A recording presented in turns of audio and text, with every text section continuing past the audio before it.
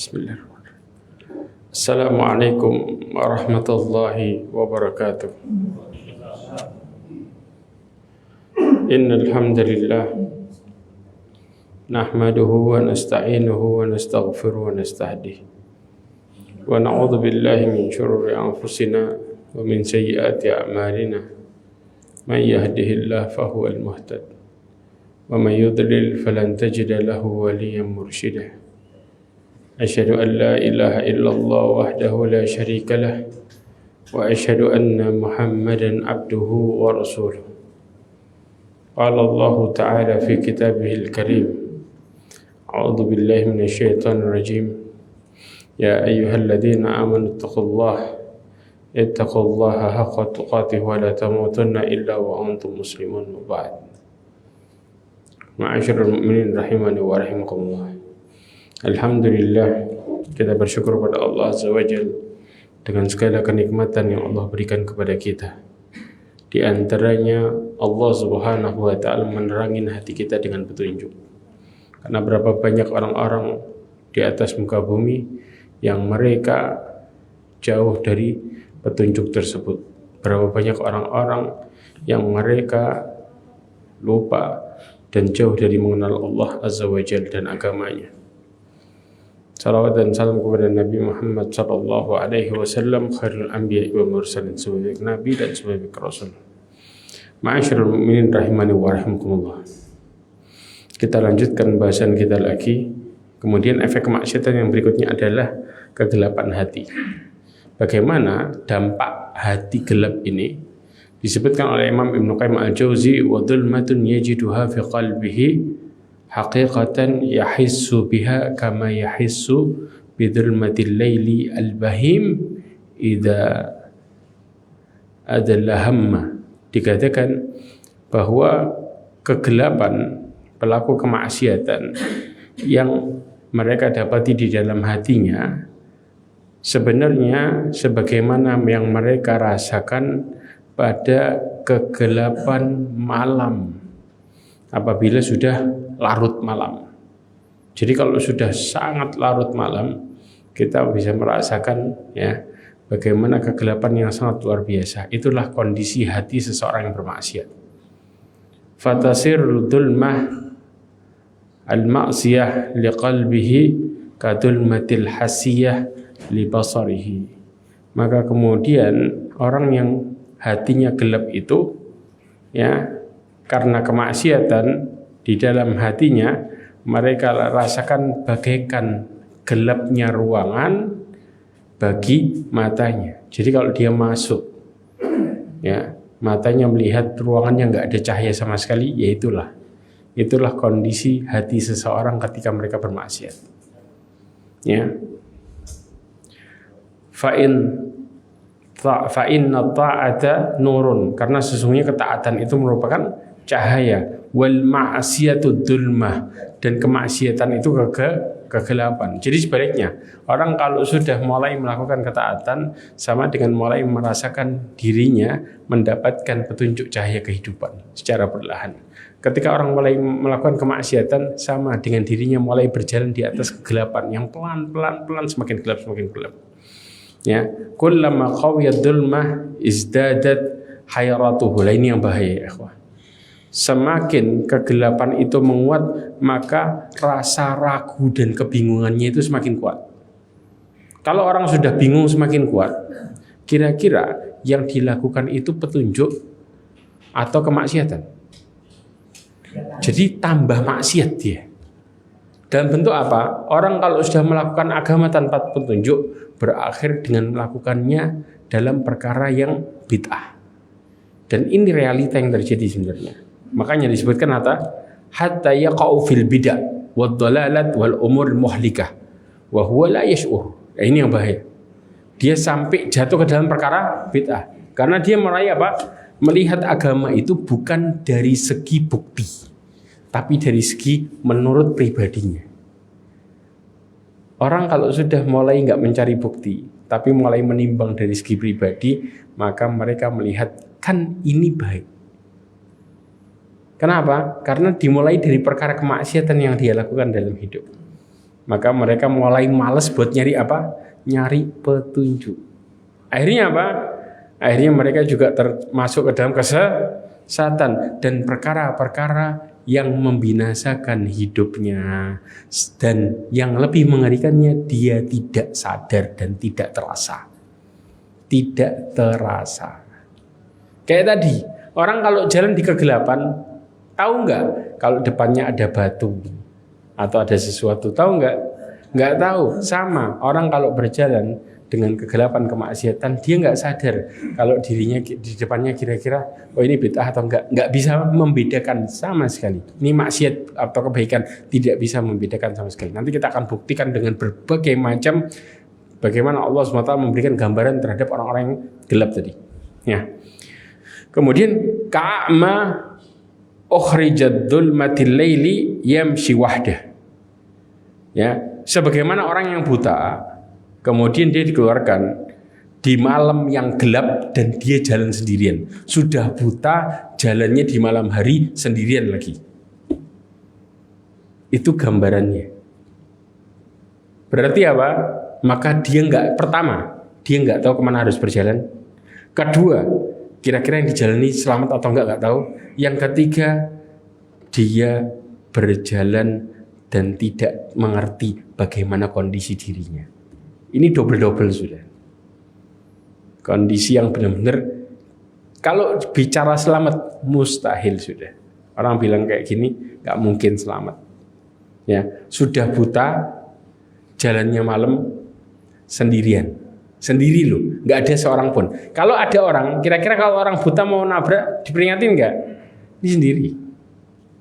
Ya, ini bayangan kalau orang kok sudah maksiat.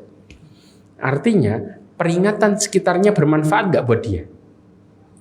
Gak bermanfaat karena dia merasa hidupnya sendiri. Sah.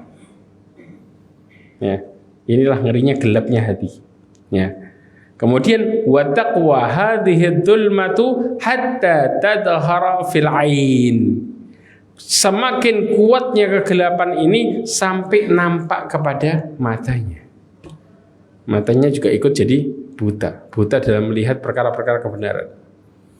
Kemudian kalau sudah sampai kemudian apa? Tsumma taqwa hatta ta'lu wajhah. Kemudian kegelapannya sampai membuat wajahnya jadi ikut gelap menghitam. Makanya antum melihat wajahnya orang baik sama orang buruk. Kelihatan enggak? Di mana di wajahnya terlihat muram dan lain sebagainya. Ketika orang-orang yang mendekatkan diri kepada Allah, maka wajahnya membawa apa? Dilihat senang, nur kata orang. Lain. Ya. Kemudian watasiru sawadan fil wajhi hatta yarahu kullu wahid. Maka kemudian sehingga wajahnya jadi benar-benar hitam sampai setiap orang tahu ini orang buruk. Ini efeknya. Berawal dari gelapnya hati. Naik ke mata, kemudian sampai kepada wajah yang semua orang kenal kalau ini bukan orang baik. Antum dari kemudian cara pandangnya, dari kemudian bagaimana rona wajahnya itu orang tahu. Bisa tahu kalau Allah siarkan terhadap setiap orang yang lihat bahwa dia bukan orang yang baik. Inilah ngerinya kegelapan. Kemudian dikatakan oleh Abdullah bin Abbas, ada perkataan Abdullah bin Abbas nih mirip ke perkataannya Abdullah bin Adham. Ya.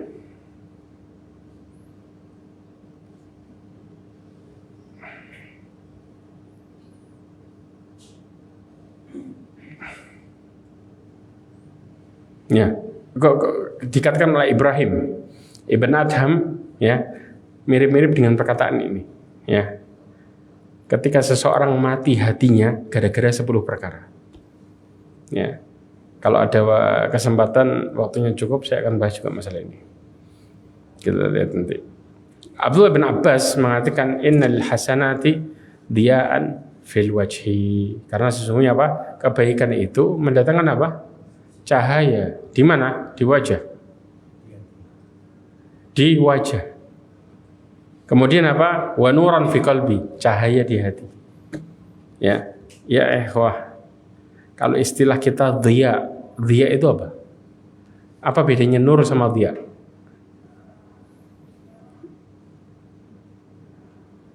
Dau'us syams sama nurul qamar. Sama-sama cahaya. Tapi kalau istilah ad-daw, cahaya yang lebih besar. Ya, di satu sisi dau'us syams, di sini cahayanya panas. Betul enggak? Lebih bercahaya mana? Antara matahari sama bulan? Matahari. Sama disebutkan nurul qamar. Cahayanya bulan, cahayanya adem. Berarti apa? Nurul wajah di sini mendatangkan rasa nyaman, tenang di hati.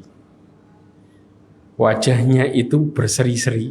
Orang-orang melihatnya luar biasa, langsung kenal bagaimana orang ini baik. Kemudian wasa'atan fir rizq, dan luasnya rizki.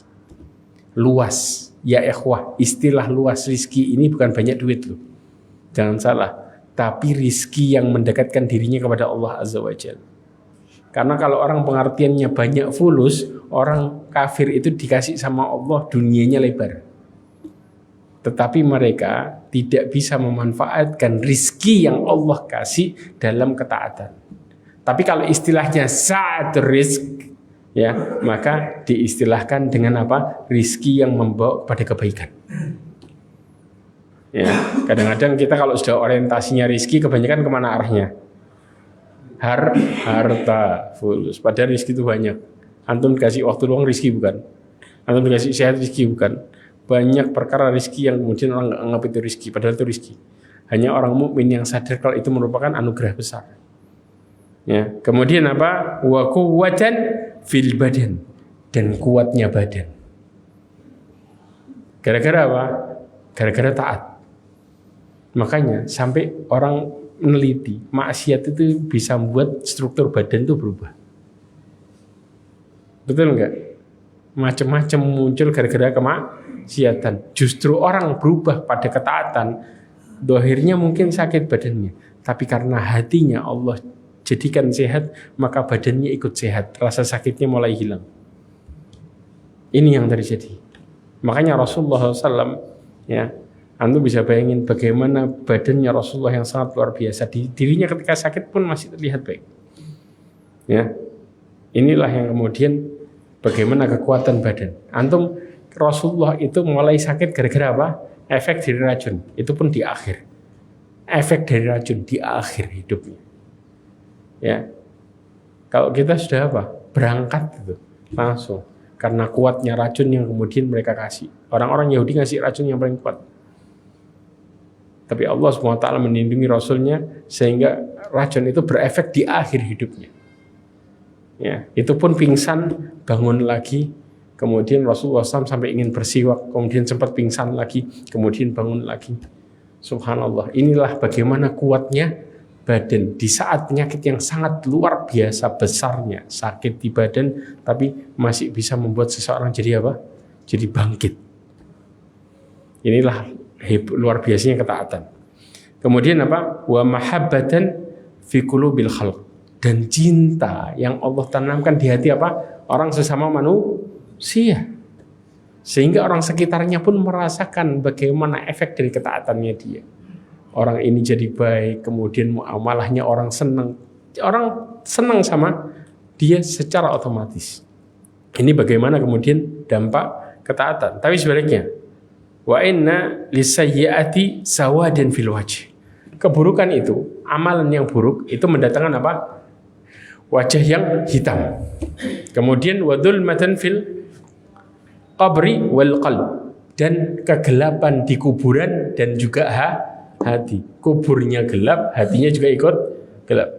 Bahkan wahnan fil badan, ya, kelemahan pada tubuh. Rasulullah mengistilahkan wahan apa? cinta dunia takut mati.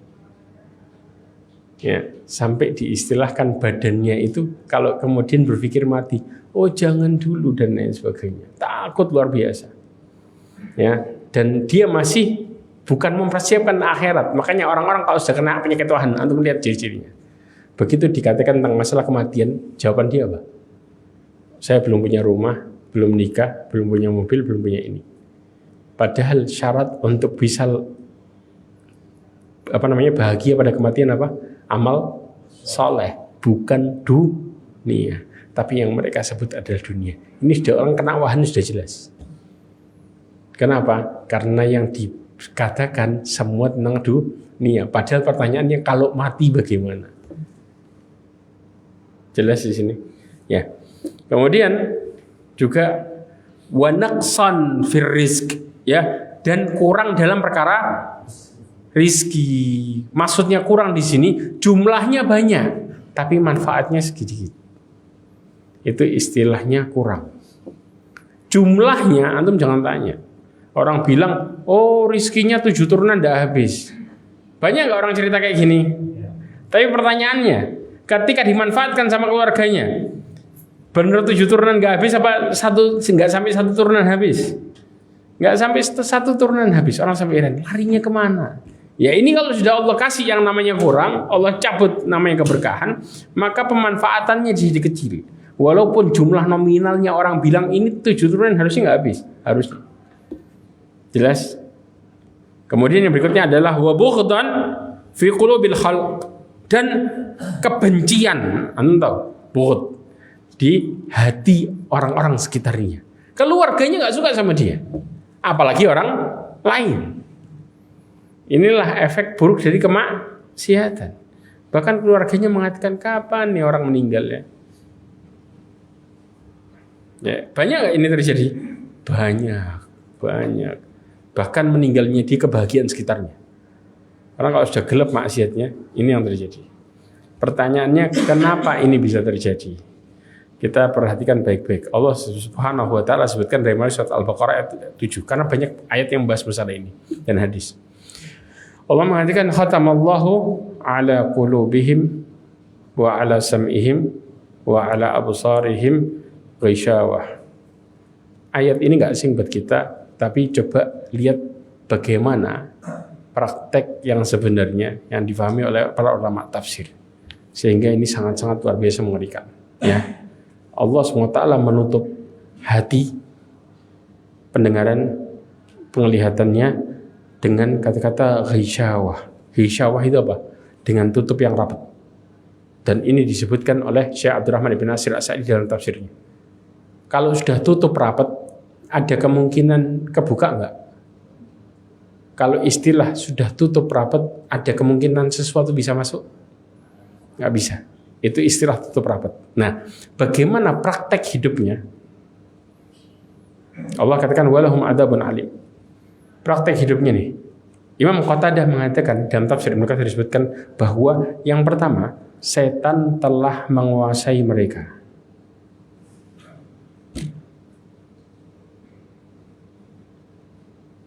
Kenapa Allah mengatakan setan kalau sudah manggil mereka liyakuna min ashabis sa'ir, untuk jadi penduduk neraka. Berarti ada amalannya yang disebut baik enggak? Enggak ada. Satu. Yang kedua, bahwa mereka taat kepada semua keinginan syaitan. Jelas? Kemudian Allah kunci mati, ya, semua dari mulai hati, pendengaran, penglihatan, dari mana sehingga dia tidak bisa melihat hidayah dan tidak bisa memahami kebaikan semua. Jelas? Ini yang pertama. Yang berikutnya, Allah mengatakan lagi dengan ayat yang semisalnya. Al-Jasiyah ayat 23. Allah katakan afara'aita man ittakhadha ilahahu hawa.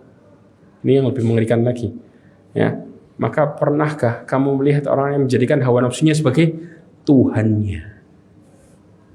Kata Allah, ilahahu, siapa Tuhannya? Hawa nafsunya. Ya, wa adallahu Allahu ala ilmin. Ya. Kemudian apa? Wa khatama ala sam'ihi wa qalbihi wa ja'ala basarihi ghishawah. Ya, Allah katakan apa? Dan Allah membiarkan, ya, berdasarkan apa? Ilmunya. Dan Allah telah mengunci mati pendengarannya, hatinya, dan meletakkan tutup atas penglihatannya. Pertanyaannya, kenapa Allah melakukan ini? Di tafsir ayat ini diberikan alasannya secara jelas. Ya. Yang pertama, disebutkan bahwa yang bisa memerintahkan dirinya adalah hawa nafsu. Satu. Jadi semua perintahnya bukan dari akalnya, tapi hawa nafsunya. Jelas? Nah, kemudian dari hawa nafsu tadi, maka dia memandang sesuatu terbalik. Kenapa? Karena kebaikan dan keburukan dihitung dari hawa nafsunya. Kalau hawa nafsu melihat itu baik, maka dia mengatakan itu baik. Ya, kalau hawa nafsu memandang itu buruk, maka dia pun tinggalkan. Sedangkan hawa nafsu melihat sesuatu itu secara terbalik. Ketika hawa nafsu melihat perintah Allah sebagai apa? Keburukan. Hawa nafsu ketika melihat larangan Allah sebagai apa? Kebaikan. Jelas? Ini kalau orang hatinya gelap kayak gini kondisi. Nah, kemudian kenapa Allah Subhanahu wa taala membiarkan dia sesat berdasarkan ilmu Allah? Ya, ada dua pentafsiran, dan penafsiran ini punya kaitan satu dengan yang lainnya. Yang pertama, Allah Subhanahu wa taala disebutkan ini dalam tafsir, disebutkan bahwa Allah menyesatkan orang tersebut karena Allah mengetahui bahwa dia berhak untuk memperoleh kesesatan. Yang pertama. Jelas? Yang kedua, Allah menjadikan sesat sesudah sampai kepadanya pengetahuan dan sudah sampai kepadanya apa? Hujjah yang ditegakkan. Maksudnya apa? Maksudnya kalau sudah sampai hujjah kepadanya dan sudah ditegakkan kebenaran kepadanya dan dia berpaling, maka Allah baru kasih hukuman kesesatan karena orang ini sudah tidak bisa diperbaiki. Datang peringatan enggak? Tapi hawa nafsunya masih nguasain enggak? Ditolak apa diterima? Semua ditolak. Akhirnya apa? Maka kemudian ditutup sama Allah. Inilah bentuk keadilan Allah Subhanahu wa taala kepada hambanya. Faham? Ini ngerinya. Jadi orang-orang yang ditutup jalannya sama Allah Subhanahu wa taala dari hidayah, mereka tidak bisa diperbaiki.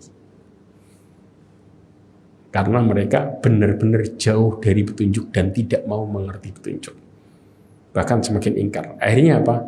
Allah berikan sebaliknya. Jadi dunianya bukan dijaga dari fitnah dunia, tapi malah diberikan fitnah dunia. Berupa apa?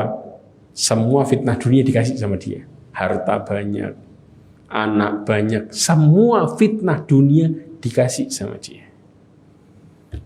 Yang berakhir kepada apa? Semakin ingkar sama Allah Subhanahu wa taala. Jadi Allah nggak mungkin memasukkan seorang ke dalam neraka sebelum ditegakkan hujjah sama dia, dikasih tahu, dinasihati, dikasih peringatan. Begitu nggak respon, baru muncul yang namanya ditutup jalan. Siapa yang salah di sini? Hambanya. Makanya orang kadang-kadang suka bertanya kan sekarang, kenapa Allah nggak menghendaki semuanya surga? Karena Allah Subhanahu wa taala memberikan ujian kepada hambanya supaya menunjukkan mana yang benar-benar taat, mana yang membangkang. Di sini kelihatan. Paham? Seseorang dikasih sama Allah sisi baik, sisi buruk, mereka supaya apa? Supaya jadi orang baik dan mengalahkan keburukannya. Ya, supaya mereka apa? Sadar mereka punya Allah dan mereka harus kembali kepada Allah. Tapi kalau mereka nggak sadar terus, akhirnya apa? Berakhir kepada ditutup jalan kebaikan tersebut. Dan diberikan balasan apa? Dikasih semua fitnah dan mereka bangga sama fitnah tersebut. Menikmati nggak? Menikmati. Seakan-akan itu sebagai sebuah anugerah. Nanti kita akan lihat lagi di ayat yang lain. Ma'asyiral mu'minin rahimani wa rahimakumullah. Kemudian Allah Subhanahu wa taala mengatakan nih, ya, wa khatama ala sam'ihi wa qalbihi wa ja'ala basarihi ghishawah. Ya, kenapa? Kenapa Allah Subhanahu wa taala menutup pendengarannya, hatinya, dan kemudian apa? Penglihatannya dengan tutup yang rapat? Karena dia tidak dapat mendengar apa yang bermanfaat buat dirinya dan tidak bisa memahami sesuatu sebagai petunjuk, sehingga dia tidak bisa melihat apa? Bukti yang jelas untuk dijadikan sebagai penerangan hati. Jadi semua hal yang bermanfaat seakan-akan menjadi madarat buat dia, dan semua keburukan menjadi hal yang bermanfaat buat dirinya. Kalau sudah hidupnya terbalik, ya, Allah menyiapkan bagi manusia berapa? Jalan dua. Kalau enggak surga, neraka. Berarti pada dasarnya jalannya menuju mana? Menuju ke neraka. Tapi orang yang kayak gini ditanya mau masuk surga atau masuk neraka? Surga. Berarti siapa yang dia hianati? Allah dia hianati, dirinya sendiri dia hianati. Hianat terhadap apa yang dikatakan oleh lisannya berlainan dengan apa yang dilakukan oleh badannya. Karena sesungguhnya yang khianat sebenarnya adalah hatinya kepada Allah, karena hatinya gelap. Antum bisa bayangin nggak? Orang kalau sudah kayak gini ditanya mau masuk surga, tapi selalu jalannya ke neraka. Loh, kenapa kok nggak mau sholat? Mau masuk surga, pokoknya surga. Tapi tetap dia mengatakan bahwa hati saya mengatakan mau masuk neraka. Na'udzubillahi min dzalik. Inilah bagaimana gelapnya mata.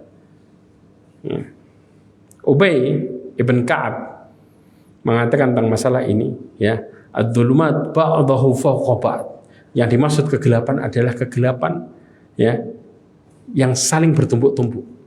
Bahkan ada 5 kegelapan sekaligus yang terjadi kalau orang sudah maksiat. 5 langsung, 1. Yang pertama adalah lisannya gelap. Kalau sudah lisannya gelap, keluar kebaikan atau keburukan?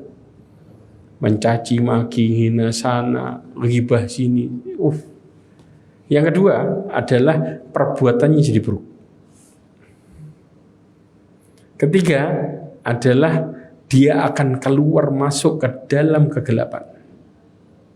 Tahu keluar masuk? Kayaknya nih orang pengen berubah, nanti masuk gelap lagi. Terus dia silih berganti dengan orang baik dan buruk, tapi apa? Dia nggak bisa berubah sama sekali. Orang-orang yang buruk kayak gini, ketemu nggak sama orang-orang yang baik? Ketemu nggak? Ketemu dia. Cuman bisa muamalah cocok nggak? Nggak kan? Di depannya ada orang-orang yang baik dan memperingati, tapi nggak ngefek sama sekali dalam hidupnya. Dan bahkan, ya, dia akan masuk ke dalam kegelapan, yaitu hari kiamat. Dan dia masuk ke dalam tempat yang gelap, yaitu jurang neraka. Sudah perkataannya buruk, perbuatannya buruk, keluar masuk dalam perkara yang buruk, bahkan dia masuk ke dalam gelapnya kiamat, dan juga tambah lagi tempat yang sangat gelap, yaitu neraka. Antum tahu api neraka warnanya apa? Hitam. Apinya hitam, tempatnya gelap. Jelas? Ini kondisi yang sangat-sangat, namanya disebut apa? Namanya gelap bertumpuk-tumpuk. Ya. Kemudian dikatakan dalam ayat, ya, barang siapa yang tidak diberikan cahaya petunjuk oleh Allah Azza wa Jalla, dia tidak memiliki cahaya sedikit pun. Apa maksudnya? Maksudnya Imam Ibnu Katsir mengatakan, siapa yang tidak diberikan petunjuk oleh Allah Subhanahu wa taala, maka dia akan binasa. Kemudian masuk ke dalam perkara kejahilan. Kenapa disebut jahil? karena dia nggak kenal dirinya sendiri, apalagi perbuatannya, dan dia tidak mengenali perkara yang benar mana. Makanya disebut dengan apa? Jahil. Karena sifat orang maksiat pasti bodoh. Kenapa disebut bodoh? Syekh Abdul Islam Taimiyah mengatakan karena yang berhukum terhadap dirinya bukan akalnya tapi hawa nafsunya. Hawa nafsu itu orang kelas profesor sekalipun tetap bakal melakukan hal yang bodoh. Secara akal ini orang harusnya nalar, ini buruk, tapi bagi dia itu baik. Kelas profesor sekalipun yang akademisnya luar biasa, tetap dia akan jadi orang jahil pas maksiat. Jelas. Kemudian apa? Kondisinya dia rusak. Kemudian dia tidak lagi bermanfaat, baik buat dirinya ataupun sekitarnya. Bahkan sekitarnya berharap dia menjadi orang yang hilang atau enggak ada. Bahwa adanya dia ini merupakan ancaman, sehingga dia jadi orang kafir. Antum bisa bayangin. Berapa kondisi di sini? Ada 4. Berakhir dengan kekafiran. Ini kalau seorang sudah gelap hatinya kayak gini, kira-kira apa? Maksiat, selesai. Ya. Makanya Allah berfirman apa? Wa may yudlilillahu fala hadiyalah. Barang siapa yang Allah sesatkan, maka enggak ada petunjuk baginya. Allah membuat dia tersesat karena dia menyesatkan dirinya sendiri. Ini kondisinya ya kok. Beda dengan orang mukmin. Kalau orang mukmin yahdillahu linurihi may yasha. Allah SWT mengatakan bahwa Allah membimbing orang-orang mukmin apa? Kepada cahaya yang Allah Subhanahu wa taala kehendaki kepadanya. Ya, siapa yang Allah kehendaki, makanya Allah akan membimbing dia kepada cahaya. Allah mengatakan apa? Kata Allah Subhanahu wa taala dalam surat Al-Baqarah, ya, Allahu waliyul ladina amanu yukhrijuhum minadh dhulumati ilan nur. Allah adalah pelindung bagi orang-orang yang beriman. Ya, mereka dikeluarkan oleh Allah dari kegelapan menuju cahaya, hidayah. Walladzina kafaru awliya'uhumut taghut. Orang-orang kafir siapa pelindungnya? Taghut. Diistilahkan di dalam tafsir disebutkan adalah syaitan. Ya. Taghut di sini adalah kekafiran, kesyirikan. Ya, syaitan yang kemudian menyuruh kepada kesyirikan. Yukhrijuhum minadh-dhulumati ilan nur. Ya, mereka dikeluarkan dari cahaya hidayah menuju kegelapan. Kenapa disebut dengan cahaya hidayah? Karena pada dasarnya disebutkan oleh Rasulullah SAW, kullu mauludin yuladu alal fitrah. Setiap yang lahir itu dilahirkan suci. Mereka itu fitrah, bersih. Mereka dalam posisi mendapatkan petunjuk Allah di awal. Makanya kalau orang bayi ya dalam posisi belum balik meninggal, masuk mana? Surga jaminannya. Karena mereka masih fitrah, bersih. Fa'abawahu, kedua orang tuanya yang menjadikan apa? Yahudi, Majusi, Nasrani. Kenapa kok Rasulullah nggak nyebutin Islam? Karena Islam itu fitrah. Jadi mereka semua lahir itu dalam posisi apa? Islam. Orang tuanya yang kemudian belokin. Jelas. Kemudian Rasulullah SAW menggambarkan tentang masalah fitnah, dampak fitnah kegelapan. Coba lihat hadisnya. Dari Hudzaifah bin Yaman, Rasulullah SAW mengatakan, tu'radul fitanu ala qulubi aradul hasir. Udan, ya ikhwah. Ya, ditampakkan fitnah di permukaan hati itu kayak model apa? Anyaman.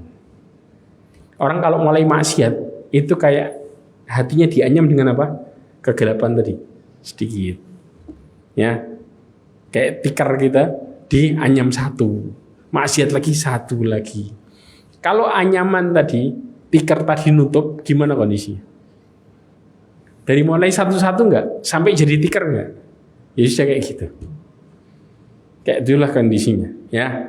Fa ayyu qalbin ushribaha nukitat fihi naqtatun sauda. Setiap hati yang menyerap, ya, ya, apapun hati yang menyerap ya kemaksiatan tadi akan diberikan di dalam hatinya titik hitam berupa apa? Kayak model dianyam tadi. Satu dulu. Jelas? Wa ayyu qalbin anqaraha nuqitat fihi naqtatun bayda. Setiap hati ketika dihadapkan dengan kemaksiatan, diingkari itu kemaksiatan, maka dikasih kayak anyaman tapi putih dalam bentuk cahaya. Tinggal kita ngelakuin atau ingkar ketika dihadapkan dengan perkara kemaksiatan. Jelas? Ya. Hatta tasirul qurub ala qalbain, sampai kemudian hati itu menjadi dua hati. Yaitu apa? Qalbun abyad mithlas safa la tadurruhu fitnatun ma damatis samawati wal ardu wa yasirul al-akhar ya murbadan kalquzi mujahyan la ya'rifu ma'ruf wa la yunkiru munkar illa ma usriba min hawa. Na'udzubillahi min dzalik. Sampai kemudian kalau sudah terjadi dua hati tadi putih ya, bersih kayak batu cadas ya, dan tidak akan pernah dipengaruhi oleh fitnah selama langit dan bumi masih ada. Jadi kalau sudah hatinya putih, itu Allah kalau sudah kasih dalam hatinya cahaya, benar-benar cahaya ini melindungi pelakunya dari apa? Dari kemaksiatan. Selama langit dan bumi tegak, antum bisa bayangin. Dia benar-benar benci sama kemaksiatan. Makanya Allah SWT mengatakan, kata Allah Subhanahu wa taala tentang masalah orang yang seperti ini, ya. Walakin habbaballah ilaikumul iman wa zayyanahu fi qulubikum. Akan tapi Allah Subhanahu wa taala menjadikan kalian cinta sama keimanan, dan Allah hiasi yang dia di hati kalian. Wa qarraha, dan Allah menjadikan kalian benci terhadap al-kufra wal fusuqa wal isyan. Kalian benci terhadap kekafiran dan kefasikan dan kemaksiatan. Ulaika humur rasyidun. Mereka lah orang-orang yang mendapatkan petunjuk. Ya ini modelnya. Tapi kalau hatinya gelap, apa yang terjadi? Ketika hatinya gelap, ya seperti kus, tahu kus, ya gelas, ya diistilahkan, ya atau kalau kita bilang apa? Yang miring atau terbalik, kus, terbalik. Kalau gelas sudah terbalik gimana kondisi? Bisa masuk nggak sesuatu? Sudah nggak bisa. Ini nutup sudah, ya. Kemudian apa? Dia tidak pernah mengenal kebaikan, ya, atau juga dia tidak bisa memahami keburukan. Jadi dia tidak kenal kebaikan, kecuali dia lihat sebagai keburukan. Dia juga tidak mengenal keburukan kecuali dia lihat sebagai kebaikan. Sampai kapan? Kecuali hawa nafsunya menjadi sumber kehidupannya. Anda bisa bayangin. Sampai dikatakan apa? Illa ma usriba min hawa. Ini yang terjadi. Na'udzubillah min dzalik. Ma'asyiral mu'minin rahimani wa rahimakumullah. Allah gambarkan orang yang kayak gini, kata Allah di dalam surat Thaha ayat 124, wa nahsyuruhu yaumal qiyamati a'ma. Kami bangkitkan mereka di hari kiamat. Sudah gelap dunianya, hari kiamat dibangkitkan dalam posisi buta. Pertanyaannya, kenapa Allah bangkitkan dalam kondisi buta? Al-Imam Mujahid mengatakan, orang yang seperti ini kelak di hari kiamat, ya, mereka apa? Tidak bisa membela dirinya sendiri. Kemudian apa? Dikatakan bahwa orang kafir dibutakan matanya dari segala sesuatu, kecuali yang mereka bisa lihat cuma satu, neraka jahanam. Mereka nggak bisa ngelihat surga, mereka nggak bisa ngelihat kebaikan sama sekali. Yang mereka cuma bisa tahu adalah neraka jahanam. Ini yang disebut apa? Wa nahsyuruhu yaumal qiyamati a'ma. A'udzubillahi min dzalik. Bahkan yang lebih mengerikan lagi, bahwa orang kafir akan digiring dalam kondisi apa? Buta penglihatannya, buta hatinya. Karena mereka kondisinya di dunia seperti ini. Kemudian Allah Subhanahu wa taala berfirman dalam surah Al-Isra ayat 97. wa nahsyuruhum yaumal qiyamati ala wujuhihim umyan wa bukman wa summan ma'wahum jahannam. Ya. Kemudian kami kumpulkan mereka dalam posisi apa? Dari kiamat mukanya apa? Buta, bisu, tuli. Ya. Bahkan tempatnya di mana? Neraka jahanam. Ya sudah persis. Ya. Wa nahsyuruhum yaumal qiyamati a'ma. Jadi di ayat yang lain dijelaskan lebih detail lagi. Yaitu surat Al-Isra ayat 97. Kemudian mereka proteskan, lima hasyartani a'ma wa qad kuntu basira. Ya Allah, qala rabbi lima hasyartani a'ma wa qad kuntu basira. Ya Allah, kenapa engkau bangkitkan aku buta sedangkan dulu aku bisa melihat? Allah katakan, qala kadzalika atatka ayatuna fanasitaha wa kadzalika al-yauma tunsa. Para ulama tafsir mengatakan, dalam tafsir Ibnu Katsir disebutkan ini, engkau berpaling dari ayat-ayat Allah dan juga memperlakukannya seakan-akan engkau tidak mengingatnya, kayak orang yang sudah didatangkan ayat kayak pura-pura lupa. Jelas? Padahal sudah sampai kepada mereka apa? Hujah. Karena mereka pura-pura melupakan dan berpaling darinya, maka hari kiamat Allah akan memperlakukan hal yang sama. Mereka dilupakan kayak gak ada. Karena di dunianya apa? Pura-pura gak ada aturan. Maka di akhiratnya dibangkitkan dalam kondisi buta, kayak mereka pura-pura di dunia. Pura-pura gak tahu. Maka Allah lupakan kayak mereka pura-pura gak ada. Allah balas dengan bagaimana mereka memperlakukan hidupnya di dunia. Inilah orang yang gelap hidupnya. Karena orang yang gelap hatinya dengan kemaksiatan, maksiat itu sudah tahu dibolehkan apa enggak? Bagi orang yang bermaksiat, tahu enggak itu salah? Kenapa dilakukan? Karena kayak orang pura-pura enggak tahu. Nanti dibangkitkan dalam kondisi buta, dilupain sama Allah karena mereka melupakan kayak pura-pura enggak ada aturannya. Makanya orang kadang-kadang kalau sudah maksiat ditanya, lu kenapa ngelakuin? Lu kan anak awam enggak tahu. Padahal dia tahu, ya ikhwah. Tapi selalu membela dirinya dengan mengistilahkan apa? Awam. Karena nggak tahu aturan. Kan ma'fu. La haula wala quwata illa billah. Hati-hati kondisi yang seperti ini. Maka Allah akan jauhkan dia dan tidak dihiraukan. Kemudian, lalu bagaimana kalau seseorang itu hatinya bercahaya? Kalau dia taat. Allah katakan, alladzina amanu wa tatma'innu qulubuhum bidzikrillah. Ala bidzikrillah tatma'innul qulub. Allah mengatakan apa? Berzikir kepada Allah Subhanahu wa taala, ya. Segala namanya galau, gundah dalam hati apa? Hilang total. Ganti jadi apa? Rasa gembira dan bahagia. Berarti kalau mereka balik sama Allah berzikir, gelapnya tadi berubah jadi mereka kenal dan paham. Kayak aturan itu baru dikasih tahu. Oh, padahal dikasih tahu tentang efek maksiat itu sudah banyak. Wah, anak kayak baru denger nih perkataan. Kapan? Ketika dia mulai hidup urusannya sama Allah. Mulai mengarahkan dirinya kepada ketaatan yang disebut dengan berzikir kepada Allah tadi. Maka kayak orang baru mulainya hatinya hidup berubah. Bahkan ya, tiada sesuatu yang lebih kuat mendatangkan ketentraman dan kebahagiaan bagi hati manusia melebihi zikir kepada Allah. Di antara zikir itu apa ya ikhwah? Talabul ilm. Zikir bukan? Iya. Sah. Nuntut ilmu itu zikir.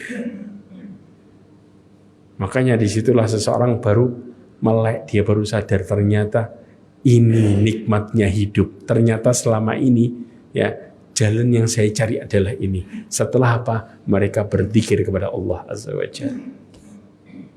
Ya. Makanya Rasulullah SAW mengatakan efek dari taat sama maksiat. Kata Rasulullah, al-birru masakanat ilaihi nafsu watma'annat ilaihi qalbu. Ya, bahwa kebaikan itu sesuatu yang menjadikan jiwa itu apa? Tenang. dan bahkan hatinya tentram. Jadi nggak mungkin taat buat orang sumpek. Kalau taat sumpek berarti ada sesuatu yang masalah dalam hidupnya. Jelas. Jangan-jangan cek niatnya, benar apa enggak? Cek apakah sesuai aturan atau tidak. Cek sudahkah ikhlas karena Allah Azza wa Jalla. Karena ini yang kemudian Rasulullah SAW jelaskan. Dan hadis ini riwayat Imam Ahmad dan disahihkan oleh Al-Imam disahihkan oleh Imam Ibn Rajab Al-Hambali dan dinukil dalam kitabnya Jami'ul Ulum wal Hikam. Dan Syekh Albani juga mensahihkan dalam kitabnya Jami' As-Shaghir. Ibn Rajab Al-Hambali mengatakan hadis ini menunjukkan apa? Bahwa Allah Subhanahu wa taala menciptakan para hambanya di atas fitrah. Yang dimana cenderung mengenal kebenaran, nggak percaya. Anak kecil, ketika dia pertama kali bohong, ketakutan nggak? Kelihatan nggak kalau dia bohong? Kelihatan kan? Karena dia kenal bahwa dia salah.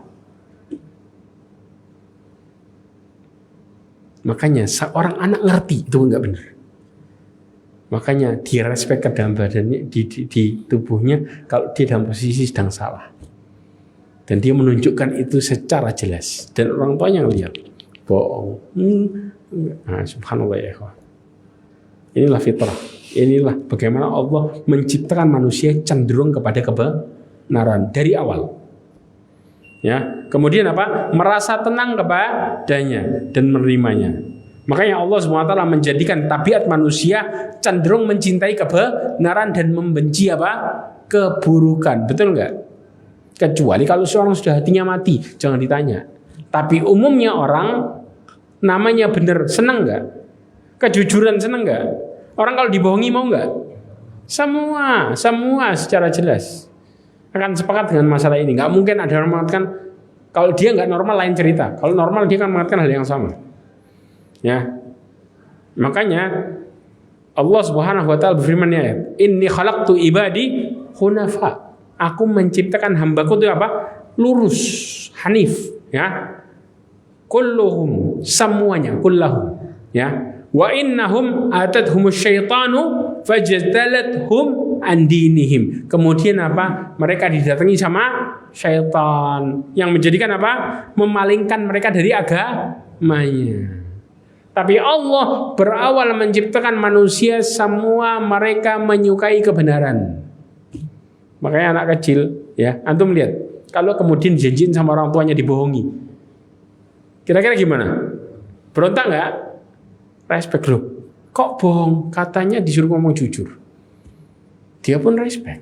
Seorang anak kecil dengan fitrahnya, tahu dari mana dia kalau dia dibohongi dan bagaimana dia kok bisa merespon dengan kata-kata yang benar? Karena manusia diciptakan dari awal fitrahnya adalah kebaikan.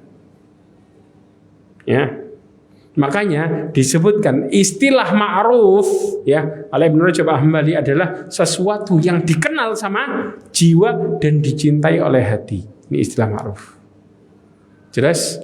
Sedangkan istilah mungkar adalah sesuatu yang tidak dikenal oleh jiwa dan dibenci sama hati. Itu istilah mungkar. Makanya kalau ngelihat kemungkaran, ngelihat dengan sesuatu yang wajar atau aneh? Aneh atau wajar? Aneh, karena namanya mungkar, hati kita nolak itu. Antum kalau sudah mungkar ngelihatnya, lu kok gini ya? Kok kayaknya lain? Nah, karena memang Allah ciptakan kita dalam posisi awalnya benar. Berarti Allah menciptakan kita kemudian masuk surga apa neraka? Surga ya ikhwah.